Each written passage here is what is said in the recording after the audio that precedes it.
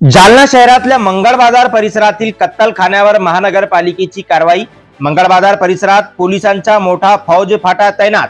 जालना शहरातील मंगळ बाजार परिसरात जुने कत्तलखान्यावर महानगरपालिकेकडून कारवाई करण्यात आली आहे। जेसीबीने कत्तलखाना जमीनदोज करण्यात आला। ते जुना कत्तलखाना होता, त्याचा उपयोग होत नसल्याने तो पाडला गेला। दुर्गंधी घाण कचरा होऊ नये, त्या जुन्या कत्तलखान्याचा गैरउपयोग होऊ नये म्हणून संबंधिताने तो कत्तलखाना पाडण्याची विनंती केली होती। त्यानुसार तो पाडण्यात आला अशी माहिती यावेळी बोलताना उपविभागीय पोलीस अधिकारी अनंत कुलकर्णी यांनी दिली आहे। तर आज महानगरपालिकेने जेसीबी लावून कत्तलखाना जमीनदोज केलाय। यावेळी पोलिसांचा मोठा फौज फाटा तैनात करण्यात आला होता। महानगरपालिकेचे इथे तीन स्ट्रक्चर होते कत्तलखान्याचे की जुने होते आणि बंद पडलेले होते।